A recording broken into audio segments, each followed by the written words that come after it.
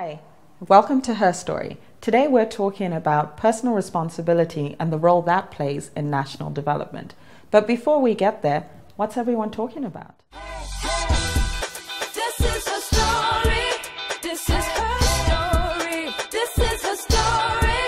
This is her story. Well, a big topic right now is the violence that's going on around the elections. We've got two major parties, and they've both got these cadres who are no longer about campaigning, but are about instilling fear in people. You're seeing billboards of whichever party being burnt and you're ripped out. You're seeing party vehicles being stoned and people, being beaten up and really abused. And I'm just thinking it's becoming. It is now ridiculous. Yeah. I think also, violence around election campaigning is not new to Zambia. Mm-mm. We have this all the time. But I think we've gotten to the point where us as citizens are fed up. Yes. We're tired of it. It's unnecessary. And, I think the president said that he would allow police to use some force. What is some force? Whatever that means exactly. Yeah. I mean, I think, we've seen police brutality can go out of hand.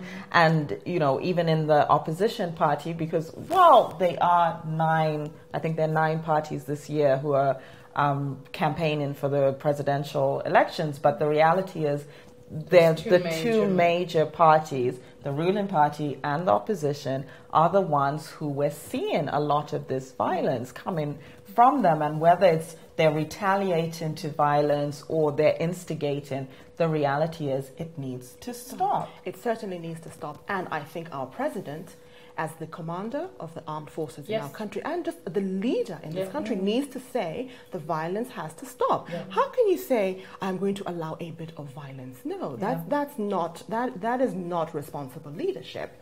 And it just has to stop. And then the ECZ, they said, the Electoral Commission of Zambia, they did say, look, if a party is instigating violence or, saying hate speech or whatever, that they have the mandate to stop that campaign and to even disqualify that party from the elections. How are you going to stop the ruling party? I know. Exactly. How are you going to stop those unruly cadres who think they own everything? who think they are above the law? Yeah. They have no respect for the Electoral Commission. No. I'm sorry. And for other people who don't agree with them.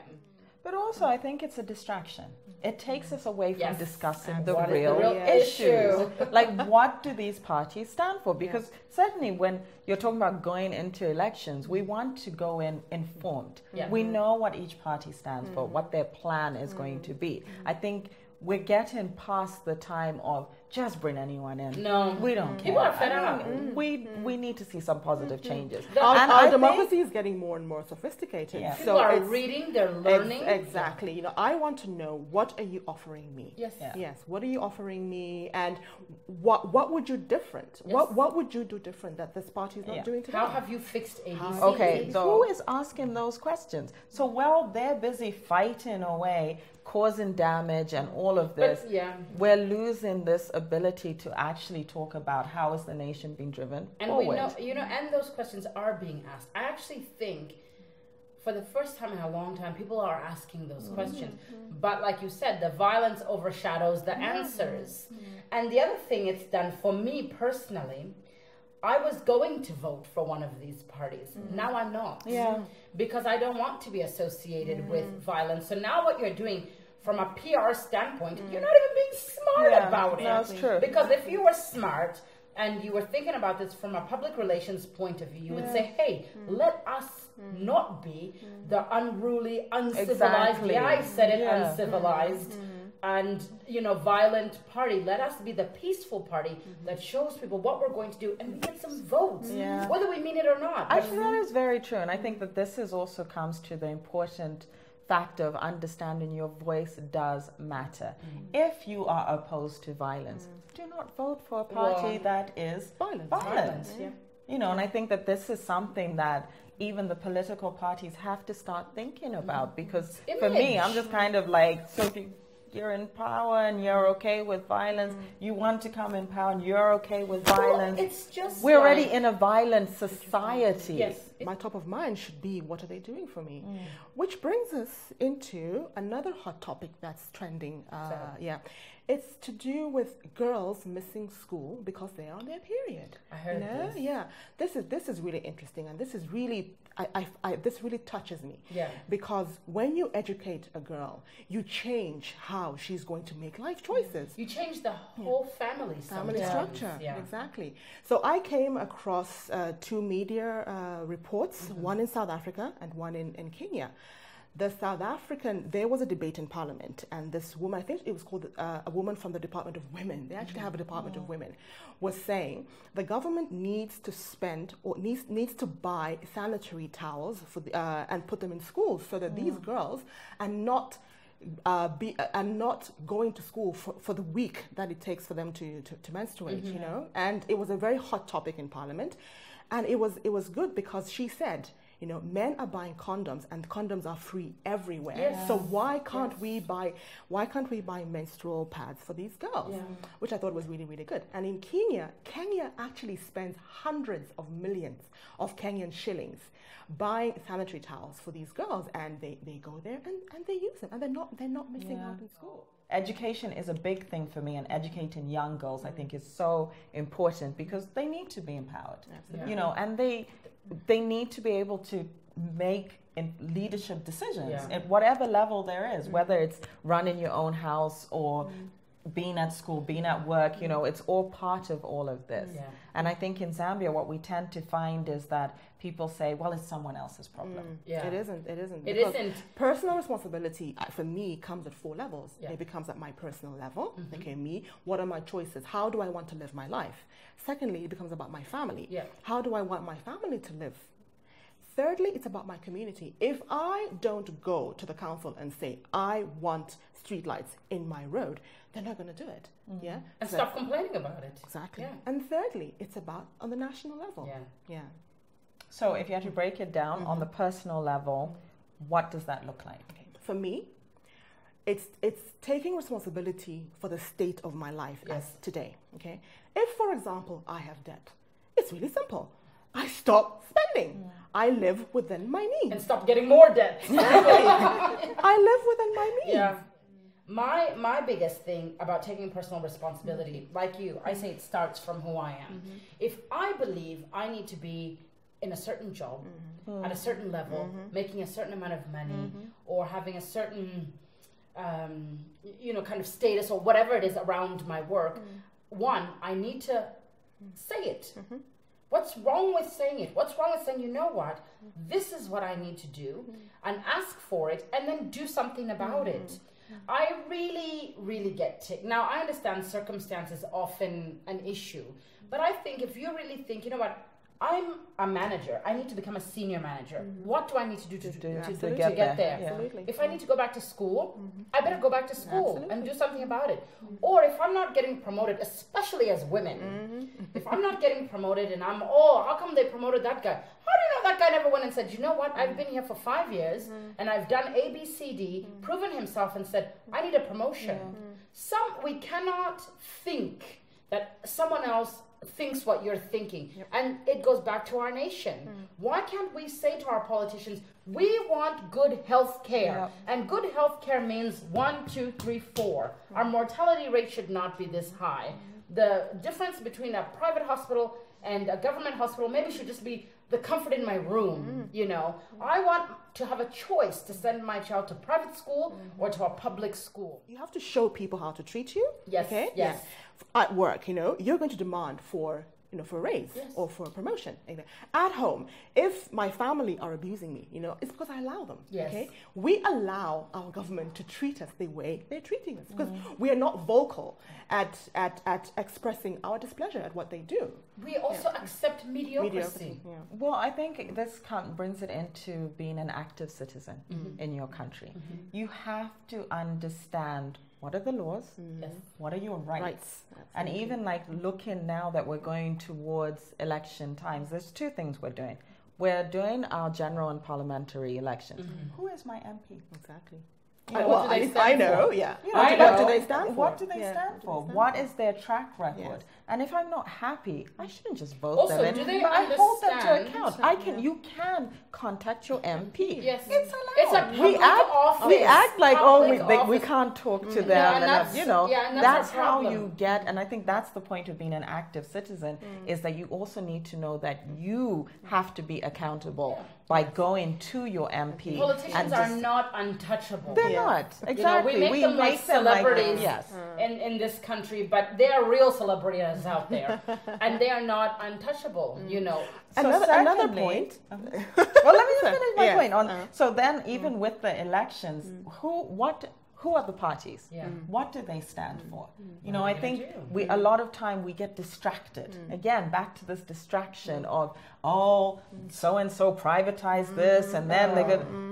Okay, that's the past. I really don't think you should hold someone accountable to their past, right or wrong. Like, we've dealt with that issue, Let's or move we on. haven't. Let's move on. But Let's move on. more importantly, what are you going to do? Because Today I and don't for my want to future. know when you get into power, that's when you'll start thinking about what to do. I want to know your plan. now, Correct. How are you going to create jobs? yes, You know, I really want to know what Stop is the with plan. the, And we need this to. is what you need. How? Yes. I know. I'm Or hungry. Or exactly. I know this, Yeah. or even saying, look at our track record. Great. Now But you what? need to move forward because Now you what? could just rest on your laurels and say, that's what I've done. So we need to ask these questions. And it's our duty to find out. They all have manifestos. Yeah, absolutely. Read their manifesto. Yeah. So it's our duty to find out what they're doing, but also it's our duty to take part in local elections. Yes. Okay? Do you know who your councillor is?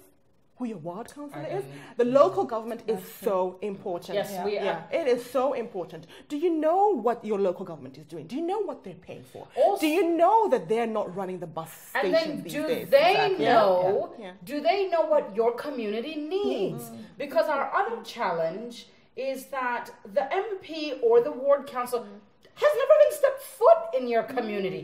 They live somewhere else. All they know is that this area is their. Do they know that in your community there are no roads? There hasn't been running water for so long. Do they know what that community needs? And until, like I said, you have a responsibility that if it's not happening, if you are not seeing your councillor, your MP, their presence anywhere, and it doesn't have to be physical presence, but something happening, then this is what you say. In our community, there is no school. Okay? In our community, there's no clinic. This is what I expect. How long is it going to take you to get this done? Yes, but chill. My point was, me as a Zambian citizen, okay, as a resident of Lusaka, I also need to take Yes. personal Yes, responsibility yeah, that's by right. taking part in local government. And finding out We what's all going think- on. Absolutely. We always think of MPs when we think of representation, No. but I think the local government system is so much more. It is grassroots. Yes, it affects you personally. Yeah. I don't have street lights. I don't have a road. So what do?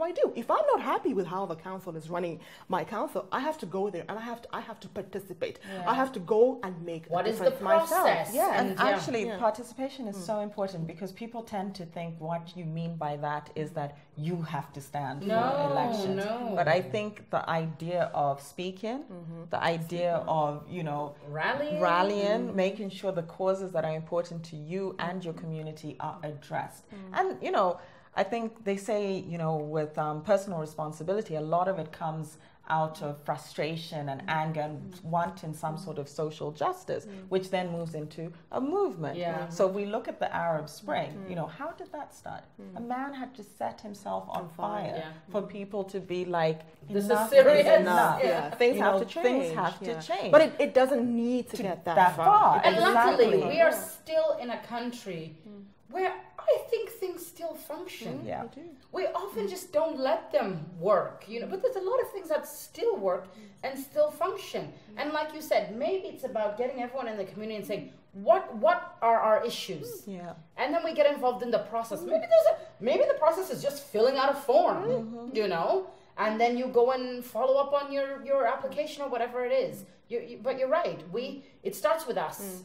It starts with us finding out what we want, what we need, and how we're going to do it. And then you take it to the next level and hold that level accountable.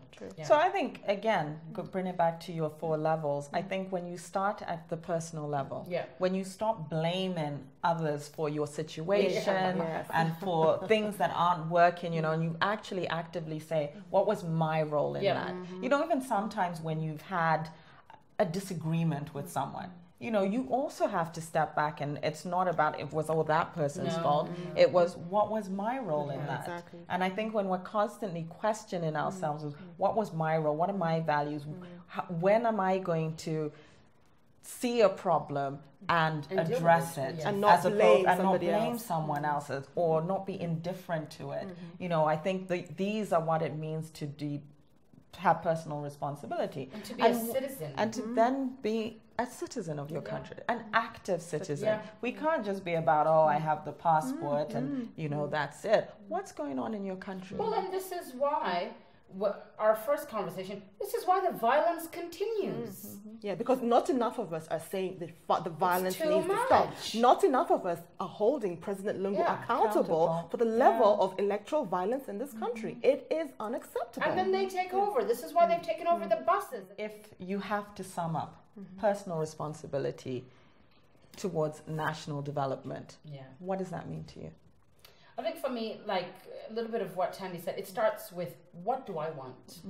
I look at my family, I look at myself, I look at the kind of Zambia I want to raise my daughter in, and I think, what is that Zambia supposed to look like?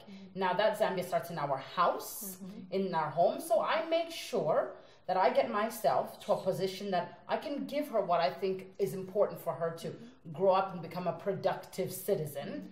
And then I also have to get involved. I need to find out what is needed in my community, who are the people to talk to, go to whatever rally, office, whatever I need to do, vote and hold my new president, whether it's the president I voted or not, because that'll still be our president, hold him or her and his or her government accountable. I'm no longer going to accept mediocrity. For me, personal responsibility in terms of my country's development is, first of all, participating in local government elections, participating in what is going on around me. And secondly, it is voting. For me, it is so important. If you want to change, if you want change, go out and vote for who you want to represent you. But it's a two-way thing. You know, it is me taking responsibility by actually offering my services and also holding those people who are in positions of power accountable. Well, I guess for me, personal responsibility is all about, you know, what actions am I going to take? It's about not allowing other people to, I guess, guide my life, decide for me. You know, and I think we talk a lot about at the electoral level, which is very important, especially this year. But it's also about, what are you doing in your community? Because you can volunteer. You know, what issues, we just talked about the sanitary towels. Can we go into schools and speak, you know, can I donate sanitary towels to a school, to a charity? What can I personally do? I think that's what can we do? It's always about, what is this world that I want to live in, and how do I contribute to achieving that? And I agree with both of you. Voting. For sure. You've got to vote, but you've got to know what you're voting for, who you're voting for, and hold them accountable. For sure. And read. The referendum is coming up. Read. We need to know, what are we hate voting reading for? in this country. We really hate do, reading. but we need to know. And, you know, I do think that government, civil society also play a role in ensuring that people are educated. They understand what's going on. But yes, we need to speak, engage. You know, that's being an active citizen in your country. Look for the facts. It is not called a participatory democracy for nothing. You know, the people of that community, of that country, need to participate to make sure that they get the community, the country that they want. If you don't participate, you're not going to get what you want. Things don't just happen because somebody else is going to do it. We all have to take an active role in creating the Zambia that we want. For sure. I want to end with this quote by an anthropologist, Margaret Mead, who said, never doubt that a small group of thoughtful, committed citizens can change the world. Indeed, it's the only thing that ever has. And I think that We've seen it so many times, Zambia has over seen it and as over. well. Yes, so we we have. need to continue believing that as citizens, we can make a change. We can see the Zambia that we want. Join us again next week. And until then, let's keep the conversation going on Facebook or Twitter using the hashtag HerStory. Hey,